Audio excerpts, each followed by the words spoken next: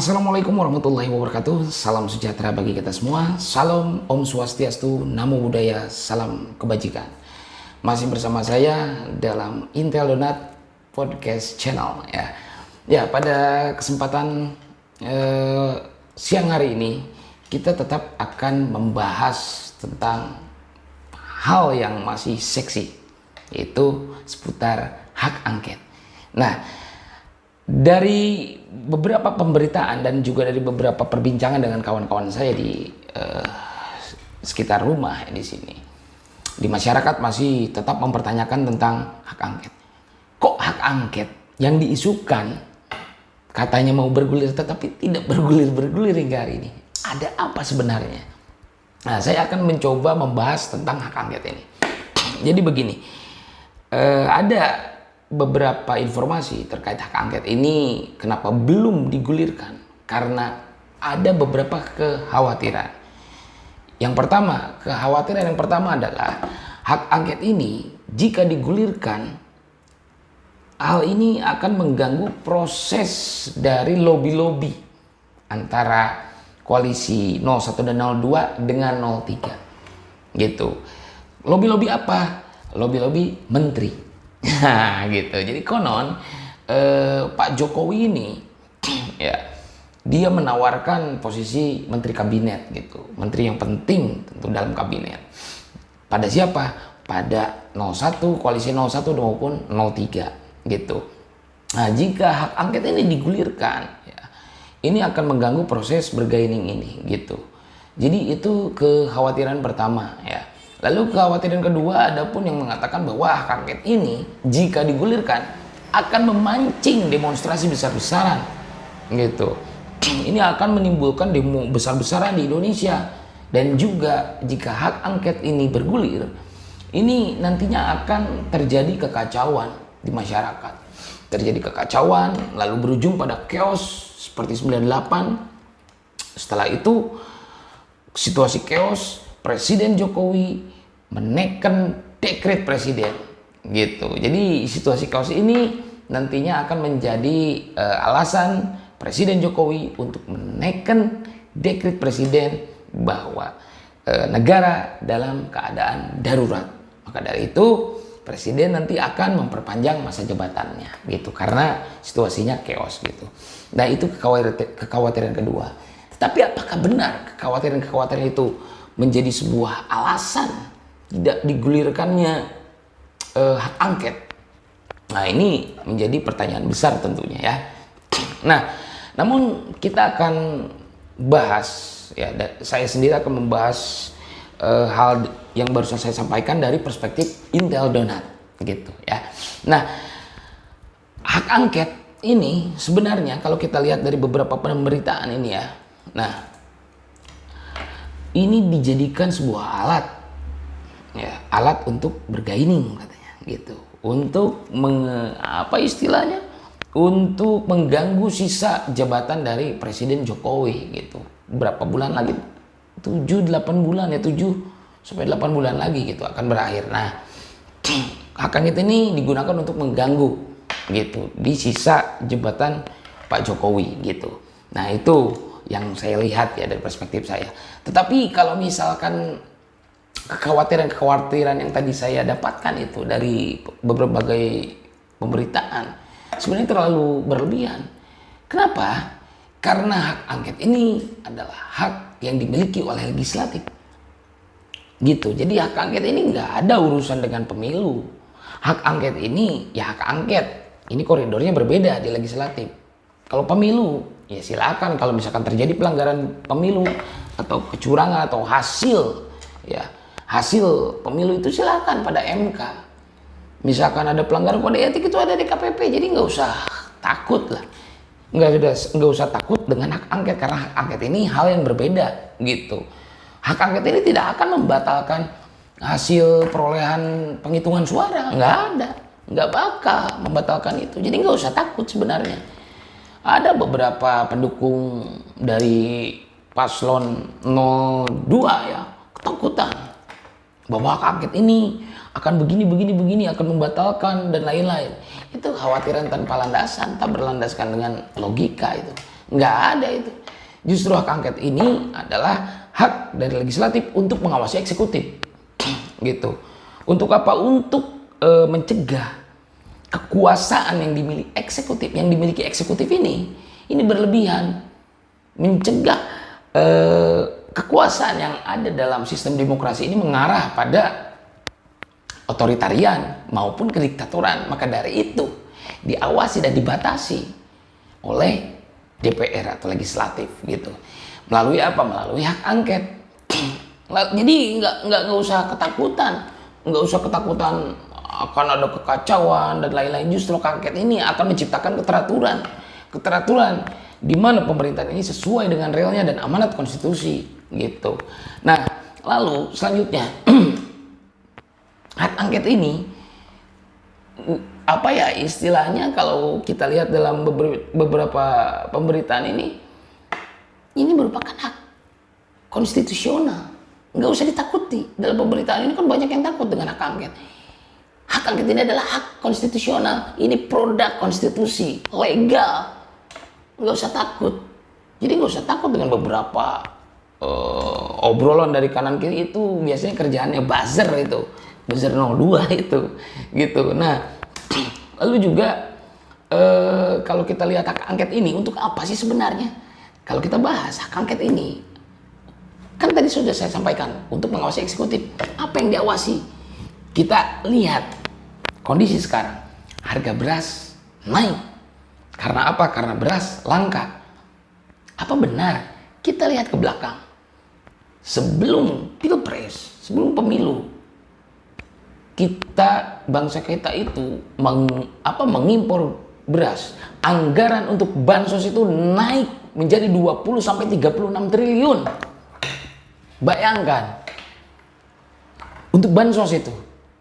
Lalu sekarang kondisinya harga beras naik, berasnya langka. Kemana itu anggaran itu? Sebesar itu untuk belanja apa? Kalau misalkan pun belanja, untuk siapa? Nah, ini yang menjadi pertanyaan besar gitu. Ini yang harus diselidiki. Kinerja eksekutif ini, kinerja presiden dan menteri-menterinya harus diawasi oleh DPR. DPR memiliki hak angket, mengawasi hal tersebut gitu. Salah satunya itu tadi, bansos. Terus juga ada menjelang pemilu ini, menjelang pemungutan suara dan masa kampanye ini katanya ada dugaan.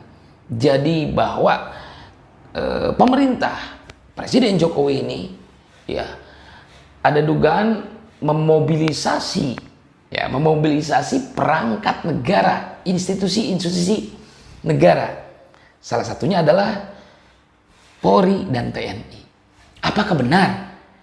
Masih menjadi pertanyaan besar kan? Maka dari itu DPR melalui kewenangannya mengeluarkan hak angket untuk mempertanyakan hal tersebut. Ini hak angket ini adalah proses tabayun. Jadi nggak usah ditakuti gitu. Apalagi membatalkan hasil pemilu, nggak ada hubungannya gitu. Lalu selanjutnya juga DPR melalui hak angket ini mempertanyakan sejauh mana proses dari pemilu ini. Kan pemilu ini berjalan karena adanya undang-undang pemilu. Undang-undang pemilu ini dibahas, digodok itu oleh DPR.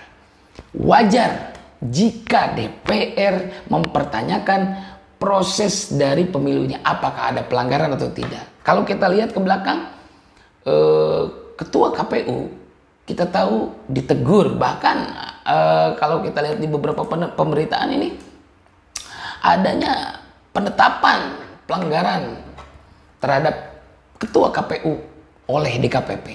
Nah, hak angket ini akan mempertanyakan itu, benar atau tidak. Undang-undang ini sudah berjalan sesuai dengan koridor atau tidak, atau bahkan terjadi penyimpangan. Maka dari itu, hak angket digunakan untuk proses tabayun, mempertanyakan. Kan gitu. Jadi nggak usah panik gitu. Justru hak angket ini akan memastikan pemerintahan ini berjalan sesuai koridor dan amanat konstitusi. Lalu kita lihat di pemberitaan selanjutnya dan informasi-informasi selanjutnya. ini kan ada proses untuk apa ya? Penggiringan opini untuk membatalkan hak angket dengan menyebarkan narasi-narasi ketakutan tentang hak angket itu. Padahal itu hak yang legal. Itu hak yang diberikan oleh konstitusi, kan gitu. Ini legal. Nah, gini loh, logikanya seperti ini. Kekuasaan ini, ya, agar tidak mengarah pada otoritarian dan kediktatoran, ini harus ada pengawasan. Maka ada pengawasnya.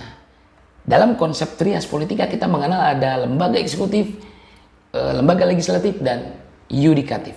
Nah, hari ini ya, jika Presiden Jokowi itu benar-benar melakukan penyimpangan, tidak berjalan dalam pemerintahannya sesuai dengan amanat konstitusi, maka wajar jika si pengawas ini, yaitu lembaga legislatif, mempertanyakan kinerjanya. Itulah yang wajar, karena ini pembagian kekuasaan kalau kita lihat dalam sistem trias politika, kan gitu. Jadi agar kekuasaan ini tetap pada relnya sesuai dengan kehendak rakyat, maka diawasilah oleh DPR. Nah, DPR membahas melahirkan undang-undang dan APBN. Undang-undang dan APBN ini setelah itu dijalankan oleh eksekutif dan diawasi oleh DPR. Kan seperti itu. Nah, lalu dalam pengawasannya itu DPR ini menggunakan sebuah perangkat, yaitu diberikan kewenangan, yaitu hak angket. Jadi wajar. Gitu. Ini masih tetap dalam koridor, jadi nggak usah ditakut-takutin masyarakat dengan hal-hal yang sebenarnya bernarasi hak angket akan memberikan kekacauan dan lain-lain. Jangan dimain-mainin lah konstitusi ini. Sudah cukup kita melihat bagaimana konstitusi kita ini berjalan ke arah kediktatoran. Sudah cukup kita mempermainkan, penguasa ini mempermainkan konstitusi. Konstitusi ini harganya mahal. Demokrasi yang kita nikmati hari ini itu hasil dari jerih payah para pendahulu-pendahulu kita. Bagaimana demokrasi yang kita nikmati hari ini dibayar dengan darah, keringat, tenaga, pikiran, dan nyawa bahkan. Banyak pionir-pionir yang harus mati demi demokrasi. Jadi demokrasi ini udahlah, jangan dibuat main-main. Harganya mahal ini demokrasi. Reformasi ini melahirkan demokrasi yang kita nikmati hari ini.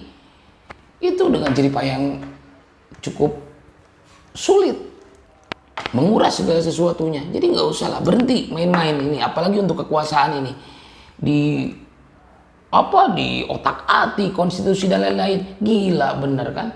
Jadi nggak usah kayak gitulah. Harapan kita itu sebagai masyarakat kan gitu. Kita sudah cukup mengalami masa-masa suram di mana kediktatoran ini benar-benar ada di Indonesia, dan kita sudah masuk ke dunia di mana dunia demokrasi yang bisa kita nikmati sekarang. Jadi nggak usah lah main-main dengan konstitusi kita, jangan dipermainkan konstitusi kita, kan gitu. Konstitusi kita cukup mahal, maka dari itu saya berharap hari ini tidak ada satu kekuatan pun yang mengatasnamakan kekuasaan menubruk konstitusi kita. Konstitusi yang lahir dari reformasi, anak kandung reformasi. Jangan ada lagi kekuatan-kekuatan yang mengatasnamakan kekuasaan untuk menubruk konstitusi. Kita jaga konstitusi bersama. Itu saja mungkin yang bisa saya sampaikan. Terima kasih. Akhirul kalam, wal muwaffiq ila aqwamit thoriq. Wassalamualaikum warahmatullahi wabarakatuh.